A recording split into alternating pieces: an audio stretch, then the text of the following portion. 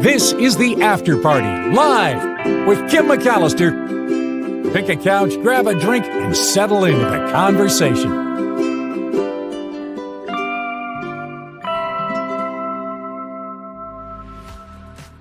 Well, here we are again, starting another week together.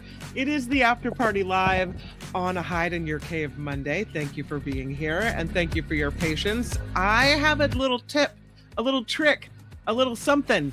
Things are going to be changing a touch with the Mark Thompson Show. I would argue it's not that much of a change. You know, the show always starts a little late, so we may be bumping back the start time a little bit. And I'm hoping it doesn't affect this show, but fingers crossed that it won't. But I just wanted to let you know that is in the works. The official announcement comes tomorrow. So I hope that you will keep it in this show until Mark announces it tomorrow. And then you guys can talk about it there as well. But see little things that you get for coming it up here. Hello to Yvonne. Hello to Nola Fidian. Hello to Wes and Phineas and everybody else. And here we are, starting it with Jellyfish. By the way, Teacher Lori sent me the story about jellyfish in space. And so I thought, I know that I want that to be the lead. So I created the show early, and then I saw people in the chat already over the weekend. And it seemed like you guys were liking that I put the show up early so that you could communicate with each other. And I can do that all the time if you want me to. If you enjoy that and having me put the show up early, I can totally do that. So please make sure that you let me know what your preference is. You can email me at kim@theafterparty.live. It is kim@theafterparty.live. I'll put it up on the banner. Apparently it works for everyone except Wes, and I still haven't figured out why. Because I saw your email, your screenshot on Facebook, and I know you're sending it to the right place. I haven't figured out why I'm not getting it. Kim@theafterparty.live is the email address. Okay. I see that Wes has thrown in $6 to the After Party Live today, and a happy Monday. I lost my voice all of a sudden. Happy Monday to you too, Wes, and thank you for the contribution. Really appreciate it. This is Robot Dog. How early is early? We're starting it a little later is what we're doing, which is the show already starts late anyway, so it's really not that much of a change. At least that's what I'm thinking. I do want to thank Wes for his contribution to the show. Delette set up a recurring PayPal payment on the PayPal show site, which can be found, the information for which can be found in the show description every day and in the About tab. So huge thank you, Delette, Martha D, Rosalie A, Carrie Q, Sarah K, just some of the most recent contributions to the After Party Live. This show happens because of you. And so thank you very much for that. Let's see. Ever have one of those days when a lot of little things break? Yes. Or isn't it weird, Mobius, how when you have one thing break, like say a dishwasher, you just know the refrigerator is next or the washing machine is next? Like one of those things where it's like they fall like dominoes. No idea why. Yes, but it's one of those unlucky days for you. I'm sorry. We'll have to do a reset here on the After Party Live so things stop breaking in your life. How early am I going to put up the show so people can chat? I don't know. Do you have any ideas or thoughts? I mean, I'm happy to do that. Or if you just want me to do it over the weekend, I can do that. Yeah, the possibilities are endless, Sandy. I'm taking my cue from you. Yeah. The After Party Live chat opened early yesterday evening. I saw it, said Zero Sum. Yeah, if you sign up to be notified, like you click the little bell, it'll tell you whenever we put up a new post or put up a new show. So you'll know that if, you wanted to come in and chat or do whatever, you could do that. Yeah. I did. I'll chat all night, says Zero Sum. You might be by yourself. I don't know. All right. Thank you to Teacher Lori, who came in with a couple stories this weekend, and they're both very interesting. I saw this picture of jellyfish in space. This is kind of what we're talking about. So I thought the picture was applicable, but scientists apparently have decided, or they already did it. They sent more than 2,000 baby jellyfish into space. And it did not affect the mating of the jellyfish because thousands of them came back from space. The whole point of doing this was to figure out if children were born in space, would they change, like, would there be any changes because of the gravity situation? How would humans handle it? How would other animals handle being born in space and not realizing whether there's gravity? This is a question NASA has had since the 1990s. And so they devised this experiment that involved thousands of jellyfish to figure out how they would react. So they sent in 1991 almost 2,500 jellyfish polyps, those are jellyfish at a really early stage of life, into space aboard the Columbia shuttle. They say these marine animals aren't very similar to humans, but we do have one thing in common, and that's we can sense which way is up because of gravity.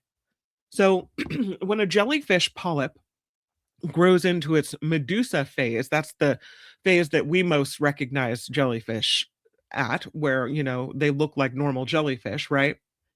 It forms calcium sulfate crystals on its main body, or the bell shape of its body.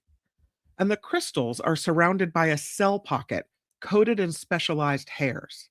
And so that when the jellyfish turns in water, the crystals roll in the same direction because of gravity.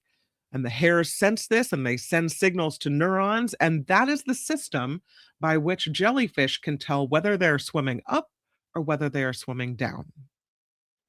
Humans have calcium carbonate structures in our inner ears that cause sensitive hair cells to move.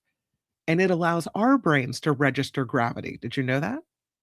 So that's why researchers wanted to test whether jellyfish that were raised in space still develop this gravity system that they have. Like humans raised in microgravity might have similar results to the jellyfish. And so they sent these jellyfish into space in giant bags of artificial seawater. Researchers on board were looking at accelerating their growth, and they did this experiment. It was a 9-day long experiment. They sent 2,000 in, 60,000 jellyfish developed. Then they brought them back down to Earth, and researchers discovered the jellyfish struggled to swim. In contrast to the control group they had back down here on Earth. The jellies born in space demonstrated pulsing abnormalities. They had a severe case of vertigo. So while the animals still developed calcium sulfate crystals in space, they struggled to adjust to life on Earth. And the thinking is that because the jellyfish struggled, that humans born in space might also struggle, might behave a similar way. Isn't that interesting? I mean, it remains to be seen, and I know the study is old, but I hadn't heard about it. So thank you to Teacher Lori for sending it my way. Fantastic. So weird how rooted in gravity the species on Earth are, and how it can mess with you when that gravity goes away. So Teacher Lori also sent me this story, which I'm excited to share with you. And it is a story about all of the animals. There's at least 10 animals that are named after Star Wars characters. And so I thought maybe we could go through them and check them out. I have a screen to share with you, and here it is. These are the 10 animals named after Star Wars characters. And again, credit goes to Teacher Lori for this. It's the Wakia Chewbacca. And there it is. This is the Wakia Chewbacca. This is an adult version of it, named after, of course, Chewbacca, the story coming from Discover Wildlife.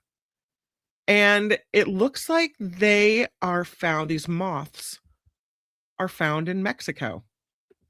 So, yeah, they are small, very small, unlike the real Chewbacca, but they are named after Chewbacca. And it's kind of an interesting story how this happened.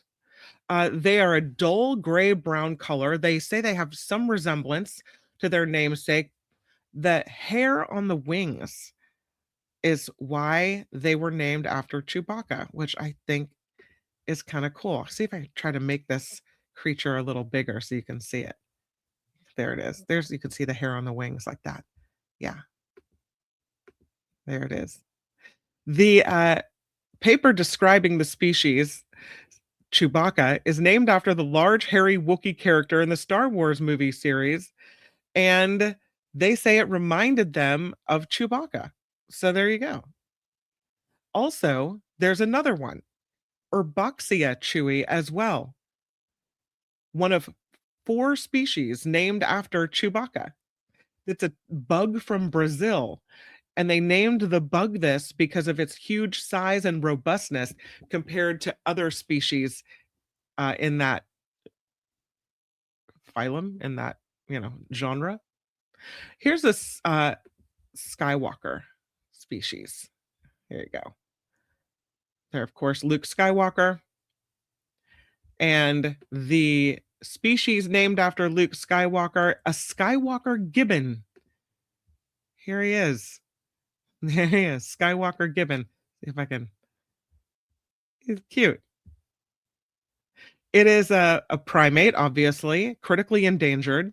One of the first described as a distinct species in 2017, there are now only about 150 of these Skywalker gibbons left in the wild. The species name is Tiang Xing, which translates to heavenly movement in Chinese, because it gracefully swings through the trees. But for its English common name, scientists who named it were Star Wars fans, and they felt Skywalker accurately described the movement of this Skywalker gibbon. So that's pretty cool.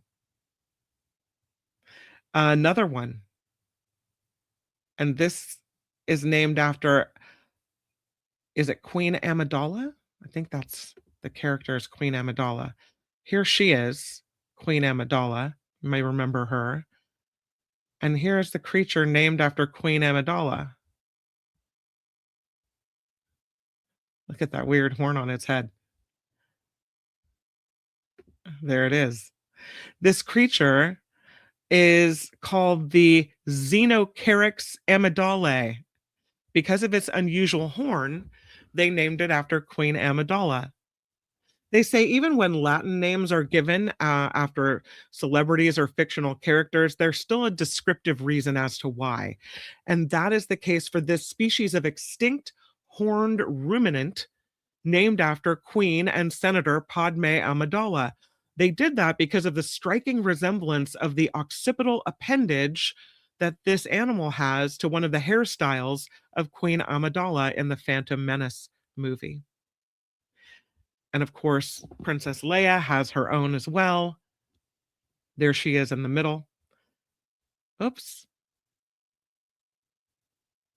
And Princess Leia's, what is it? It's Coptoboris Leia, because of her organic bun-styled hair. It's a bark beetle with a round body.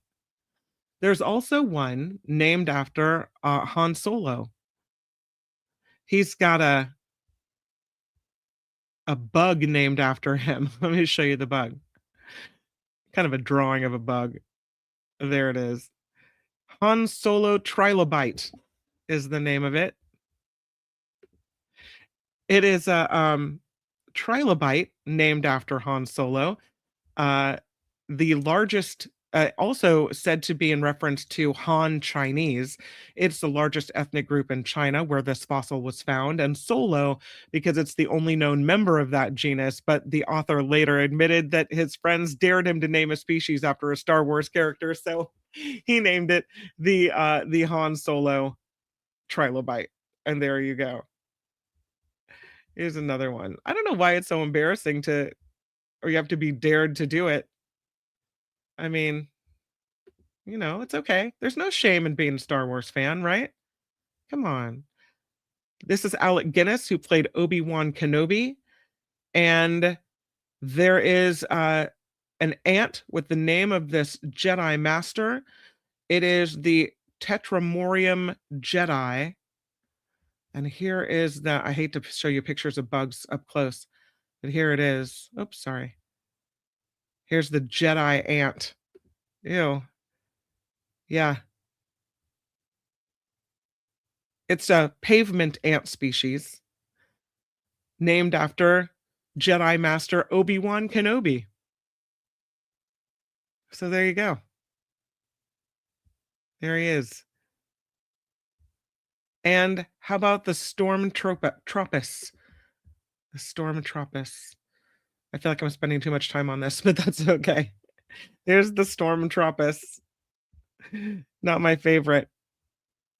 This is a genus of bald-legged spiders made up of 4 distinct species, all found in Colombia.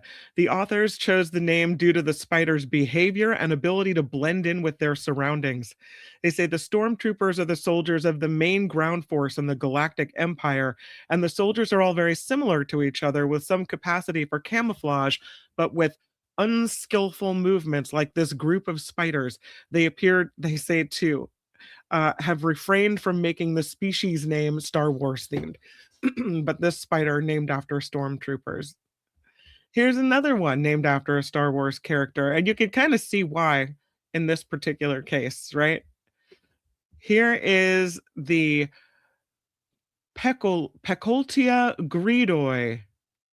The Greedo is what you're looking at here, appeared in A New Hope, Star Wars A New Hope. And here's its namesake. Check out the eyes. You can kind of see why they did it. There it is. Yeah. That makes sense. It's a catfish, a giant bug-eyed catfish named after the bug-eyed bounty hunter. These are armored catfish found in the Gurupi River of Brazil. Here's one named after Yoda. I think you'd have a lot named after Yoda. There's Yoda. And here's his namesake. There it is, the Yoda purpurata, rather.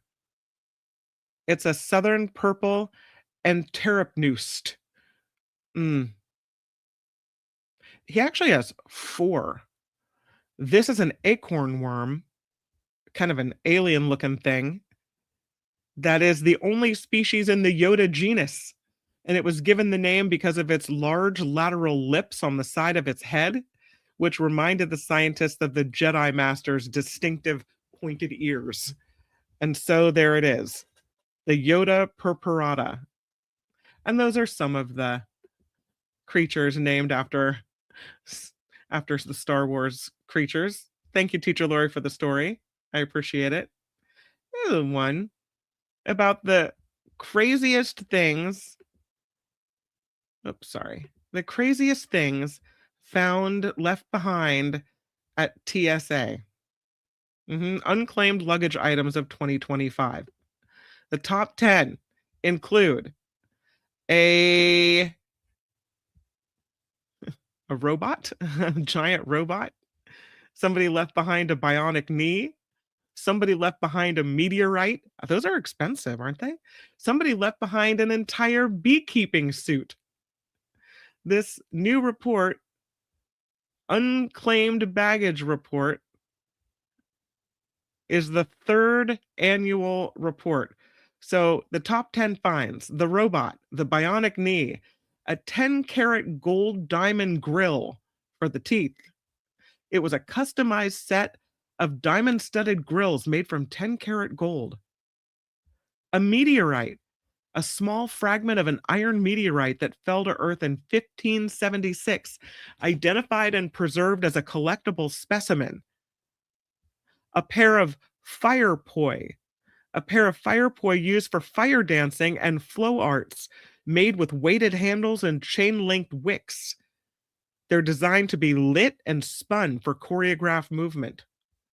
Number 6 on the list, an Australian 1-ounce pure gold bar. You can't be leaving your gold bars on the plane or at TSA.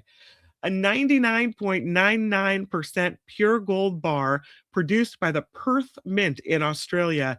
Investment grade gold bars like this, valued primarily for their precious metal content and typically trade at or near the current market price of gold. So it was worth several $1,000s and they left it at the baggage claim. Samurai swords, number 7 on the list. A matching set of Japanese style swords were left behind with lacquered handles and scabbards, decorative pieces. A beekeeping suit, number 8, a full protective beekeeping suit, complete with a ventilated hood, gloves, and reinforced fabric. Number 9, gold-plated golf clubs left behind. A premium Japanese golf brand, Honma, made these gold-plated golf clubs, and apparently they were left behind as well. They're worth a lot of money. And number 10 on the list, a teak didgeridoo. Yeah, a wind instrument originating from indigenous Australian culture, used for rhythmic droning sound production, and teak versions like the one left behind are valued for their durability, resonance, and natural grain. So from a robot to a teak didgeridoo. That robot, by the way, was a fully assembled robotic unit featuring articulated joints, electric motors, wiring, control components. I don't know how they got it through. Devices like this commonly used in industrial automation, research, and advanced mechanical applications. Its presence in a suitcase suggests it was being transported as equipment rather than as a consumer product. So, there you have it. Some of the most unusual items found in lost and found and unclaimed luggage last year. Just crazy what people leave behind. This guy, welcome back to this little one. This is an animal that was thought to be extinct. Thought it was a goner. The scientists thought this animal went extinct 6,000 years ago, and they just found it alive. It is the pygmy long-fingered possum. And here it is, digging for grubs and rotting wood. Scientists say 2 marsupial species presumed to be extinct have risen from the dead. They were rediscovered on the island of New Guinea, north of Australia. One is the one you see here, the pygmy long-fingered possum. It's a small striped animal with one exceptionally long digit on each hand. The other, the ring-tailed glider, which nests in holes in trees and uses its strong tail for gripping branches and vines as it moves around the rainforest. Both described in 2 papers published March 6th in the journal Records of the Australian Museum. Researchers working with indigenous communities to confirm the existence of these 2 creatures. Both of them were thought to have disappeared more than 6,000 years ago. Now they're being called Lazarus species, named after the biblical figure who was brought back to life. They say the chances of finding one Lazarus mammal is almost 0. But finding 2 is unprecedented and groundbreaking. They were shocked. They were thrilled. They said, in a world awash with bad news, and no more so than for the environment, it is always joyous when a species once thought extinct turns out not to be. Until now, scientists have only known about these animals due to fossils, but they suspected the creatures might be alive because the remote, difficult to navigate region where the fossils were discovered hadn't been thoroughly surveyed for marsupials. And then they were photographed on a peninsula in New Guinea. And then they went looking for them. So, welcome back from the dead, little Lazarus creatures. Very cool. Now, scientists don't know very much about either one of these species. They do know they're both threatened by habitat loss, a lot of logging in the area where they live. They're very concerned about the extent of land clearing underway in New Guinea. And now that these creatures have been found alive, researchers are trying to learn more about exactly where they're living what their ecological needs are, and they would like to protect them to make sure that they don't end up going extinct. And they are trying to keep the animals' locations secret to prevent wildlife traffickers from trying to capture them. It's sad that they have to think of it that way. They're very cool. Like to see them. There's a person that managed to build a typewriter out of Legos that actually works. Is that the coolest thing? It's functional. You'd think this probably took a really long time to make this happen. It works kind of like a printing press. But here it is. 2,079 pieces of Legos were used to build this working typewriter as part of an idea series.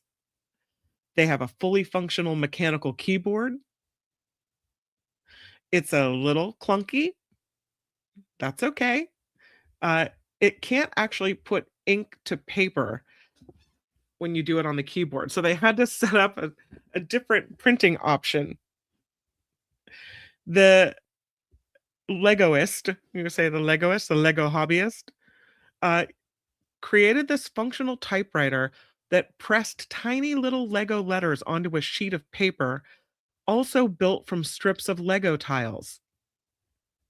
It took a lot of trial and error to get here. Uh, they had miniature prototypes, they had workarounds to try to reach the end product. They say it ends up looking a little more like a Dr. Seuss invention than an actual classic typewriter, but it does actually work. Yeah. And it was quite a serious undertaking as well.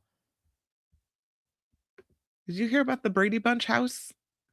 The Brady Bunch house is now an official historic landmark in Los Angeles. The house used for shots of the exterior, interior scenes were filmed in a studio, but the house was renovated to match the interior scenes. I had to go back to the old Brady Bunch show and then design the house inside by how the interior on the show looked. This Brady Bunch house, the Brady Bunch was on from 1969 to 1974, but then it was on in syndication reruns forever.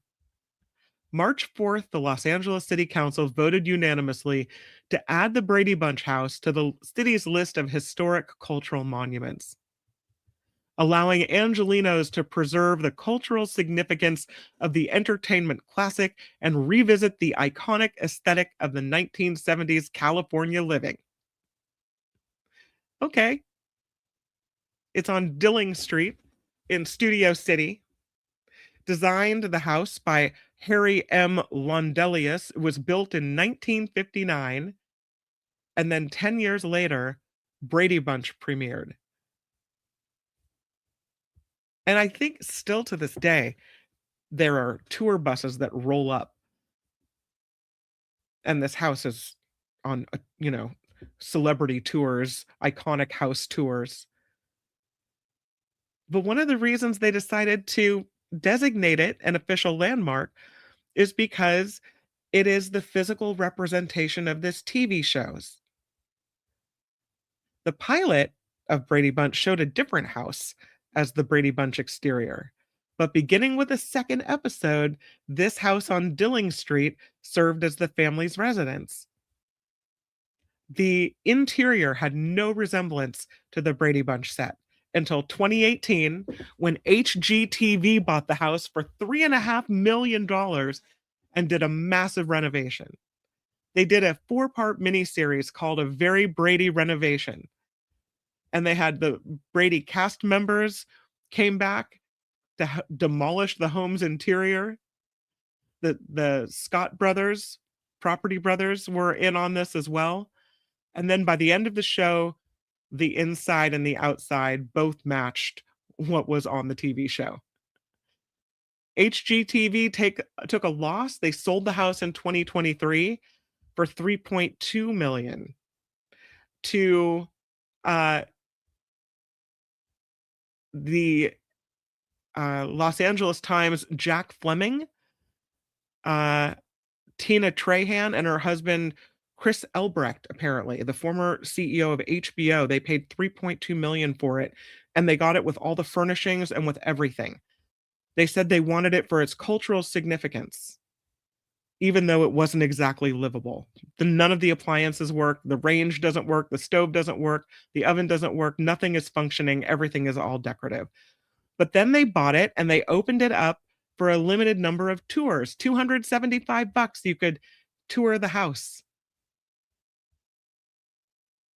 So there you go. Now it's saved as a historic cultural monument, an official historic landmark in Los Angeles for, well, for now, for eternity, for as far as the eye can see.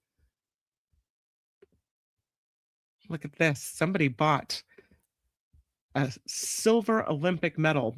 Back in the day, apparently you could not, when they gave you an Olympic medal, they were all the same medal. They were all silver. They weren't gold. The Olympics didn't introduce gold medals until 1904.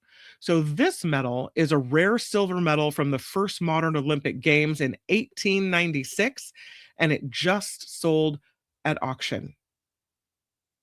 This brought in $179,000 at a Denmark auction. And back then, in 1896, the silver medals were awarded to first place winners. The second place finishers got bronze medals, and those who came in third got no medal at all. So this, although is silver, is actually a first place medal. So it's 130 years old, this medal. It's got a portrait of Zeus holding the goddess of victory, Nike, in his palm. The other side has the Acropolis in Athens with the phrase International Olympic Games, Athens, 1896, written in Greek characters across the top. They said it's an excellent, beautiful artifact of great historical interest. It weighs about as much as an egg, measures 2 inches across, and it was sold in its original box. They didn't say what athlete originally received the medal, although they wonder if it's not Viggo Jensen, who was one of Denmark's first Olympic champions in weightlifting. And we don't know who bought it either, but they do say such Olympic medals are very rare. And there are people that collect this Olympic memorabilia, and this would be the crown jewel of someone's collection. I don't know. It feels weird to have a medal that you didn't win, right? I have another story about some coins that were found. Many, many coins. These were found in Russia. Here's a picture of the coins. Look at them all spilling over right there. The buried jar of imperial coins has resurfaced in Russia. They don't know who hid these 409 rubles during the Russian Revolution. But here they are, 110 years, these coins spent underground. And there was a house in this small town of Torzhok, more than 135 miles northwest of Moscow, that was being surveyed. And that is where a clay container filled with 409 gold coins was found, buried beneath the foundation of this structure. The archaeologists say, given their origins along with the context of their storage, they think the cash was tucked away during the turmoil of the Russian Revolution. The collapse of Russia's monarchy under the reign of Nicholas II, they said, is one of the most consequential events of the 20th century. It was a tumultuous time for millions of Russians, forcing people to safeguard their livelihoods and their valuables however they could. And this appears to be one such example. Researchers at the Institute of Archaeology of the Russian Academy of Sciences found this treasure while doing rescue excavations ahead of planned constructions in this area. And they said after removing a portion of the stone foundation work, from this historic home, they found a shattered small handled jar with a narrow neck, and inside 409 gold coins. They looked into it. They were mostly 10 ruble pieces minted between 1848 and 1911. And so archaeologists suspect that the money was hidden away during the Russian Revolution. The owner probably planned one day to retrieve the money, but for whatever reason, never managed to return. They say the coin's original owner remains a mystery, but the historical records may help narrow down a possible identity because sources show 24 houses existed on that same street during the early 20th century between 1914 and 1921. The residents of the area include priests, an accountant, a good that's a good suspect, store owners, and various day laborers. But the street's present day addresses don't match the original numbering. So pinpointing the exact person who hid the coins isn't possible yet, but they're looking into it. Meanwhile, the coins will be going on display at the All Russian Historical and Ethnographic Museum in Torzhok. I always love a good finding of a cache of coins. I have a Lotto of the Day story for you. And this is about, and we've seen this before, your license plate numbers might be lucky. At least they were for this man in Maryland who kept seeing the same numbers on license plates, kept seeing those numbers. And he used those numbers to play the lottery and won $100,000. Said he was shopping before the holidays when he bought a pair of $1 pick five tickets bearing the number combination 25121. 25121. He went to the Royal Food Mart, bought his tickets. He said those numbers had recently been appearing to him on license plates. If you see a number 3 or 4 times, play it, he said. You just might get it. Each ticket earned him a $50,000 prize for a grand total of $100,000. He said he had to wait until March to visit lottery headquarters and claim his prize because of an injury. And he's only told one other person about his good luck in the meantime. He said, I keep it to myself. The money, he said, will allow him to pay off his medical bills and buy a used car. Sounds like somebody who really needed to win won. I like it. All right. Oh, you know what I wanted to tell you guys is that the month of March could be a very active month for Northern Lights. Now, I don't know if we're going to see something like this, but, and we know that there's some Northern Lights. Isn't that cool? We know that the forecast for Northern Lights, it usually comes maybe 1-2 days before, if that. But they say March could be an active month for Northern Light displays. Pretty cool. Northern Lights displays, of course, happen when solar wind interacts with atoms and molecules in the Earth's atmosphere. And the charged particles from the sun clash with the upper atmosphere, and then these beautiful glowing lights appear in the night sky. The increase of Northern Lights activity is expected to continue through the month of March because of the upcoming spring equinox. The weeks before and after the spring and fall equinox are known as aurora season. The spring equinox in the northern hemisphere starts March 20th as the sun crosses the celestial equator, and that is when geomagnetic storms are more likely due to the way solar wind interacts with the Earth's magnetosphere. And this is the time the north pointing magnetic field from Earth and the south pointing magnetic field from the sun, carried toward Earth by solar wind, can cancel each other out, opening up a hole in the Earth's magnetic field, allowing the solar wind to flow easily toward Earth's magnetic poles and produce auroras. That's from the Journal of Geophysical Research, by UCLA geophysicists Christopher Russell and Robert McFerrin. And so we know that we have more of a potential for auroras in the weeks leading up to the equinox.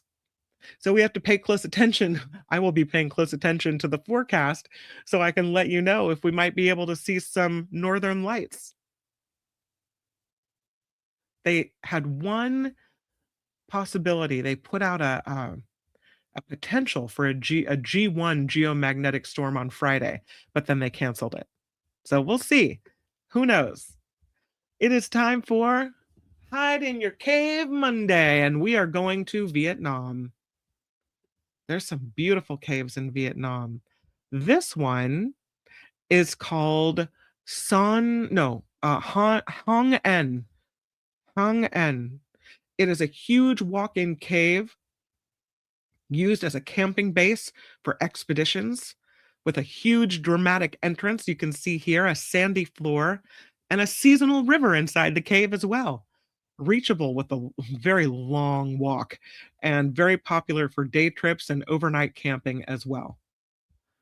That was number 2 on the list. I kind of skipped ahead.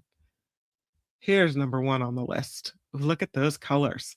Isn't that beautiful? This is Son Doong. It is the world's largest cave by volume in Phong Na Ka Bang. It has these colossal chambers, jungle valleys, and skylights in the cave as well. They can take you on multi-day, highly regulated expeditions. There's spelunking. The photographic experience here is apparently amazing as well. It's really cool. The colors. I'm just amazed by the colors. Number 3 on the list is the Phong Na Cave. Check this one out. The Phong Na Cave. I have it for you. It looks like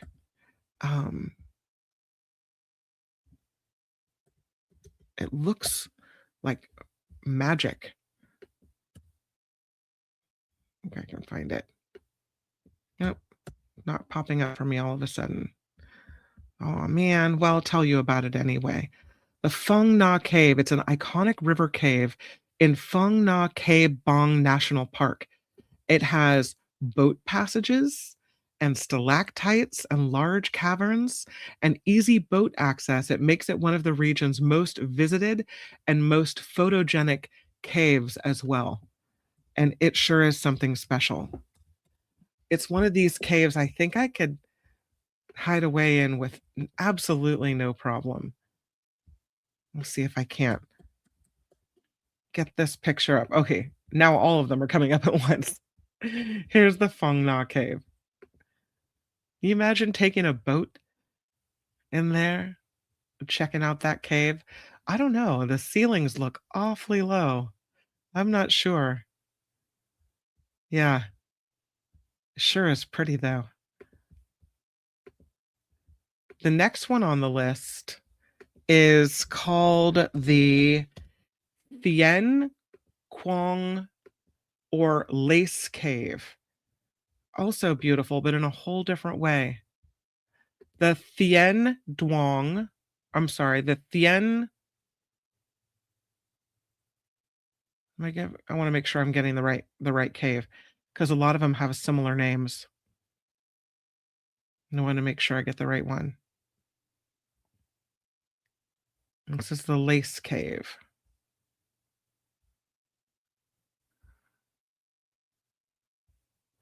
It is dry limestone, vast galleries, impressive formations, well-developed walkways where visitors can view large stalactite and stalagmite chambers without having any technical gear.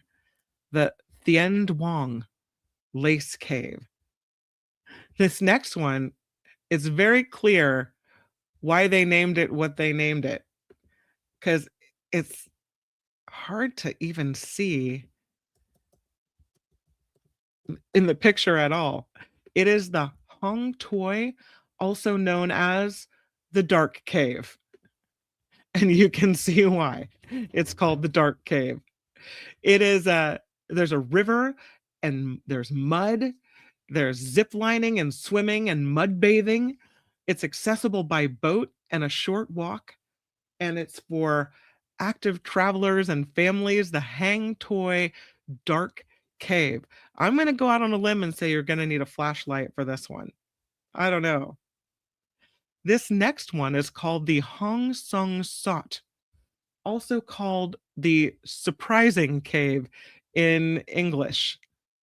The Surprising Cave. I'm up for a surprise on a Hide in Your Cave Monday. I'll definitely take a surprise. Absolutely. And here is what it looks like. Oops. The Surprising Cave. It looks like one of those caves where you don't know whether you should go in or not. Go in. It's full of surprises. It has vast chambers, stalactites, and panoramic viewpoints in here as well. Cruise boats can go in, and short stairs make it a highlight on itineraries. So, pretty cool. That's the Hong Sung Sot, also known as the Surprising Cave. Here's another one. This one's called the Dog Ho, or the Wooden Stakes Cave. And this one is said to be pretty historic. I can show you the Wooden Stakes Cave. Again, with beautiful colors lighting up the inside of this cave. Check that out. Now that's a cave. It is in Ha Long Bay. It's, in local lore, said to contain impressive formations and a small museum area as well. A lot of people take day cruises to go see this cave. Apparently very easily accessed. This is Dao Go, or the Wooden Stakes Cave. Pretty cool. Here's one called the Huang Tich, or in English, the Perfume Pagoda Cave. It is a sacred cave temple complex. So this one is very important to a lot of people in this area. Here's what it looks like. You can see the writing, the art, the artistry on the walls of this cave. It's beautiful. It's a sacred cave temple complex inside limestone cliffs. It also is reached by boat and or climb, and it's said to be a very important pilgrimage site. There are shrines, as you can see here, stalactites, and cultural festivals held here throughout the year. So that's pretty special. There's another one I have to show you. This is the Nguam Ngayo cave. It is a large, well-lit tourist cave near Bangkok with a waterfall, a long gallery, dramatic formations, wooden walkways, easily visited on day trips, beautiful scale and geology. The Nguam Ngayo cave. I think I have a picture of it.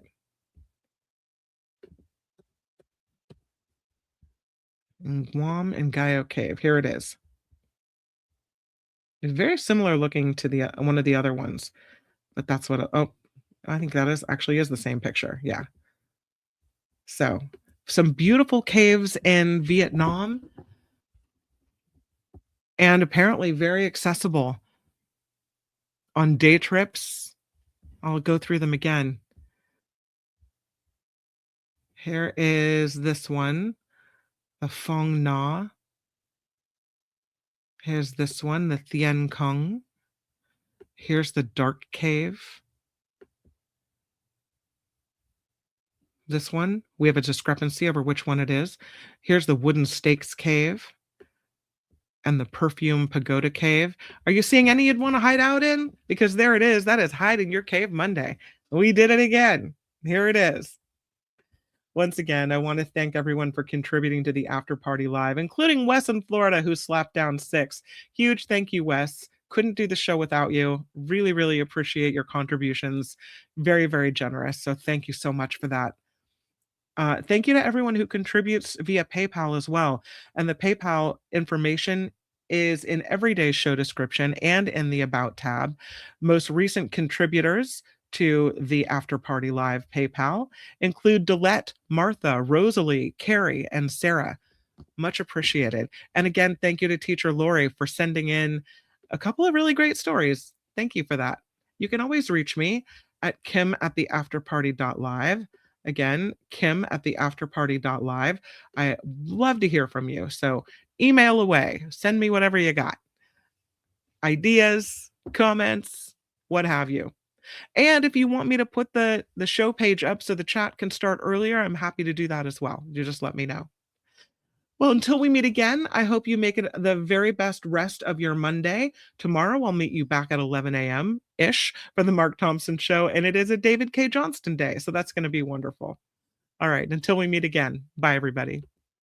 The After Party Live would like to thank the following contributors and viewers like you.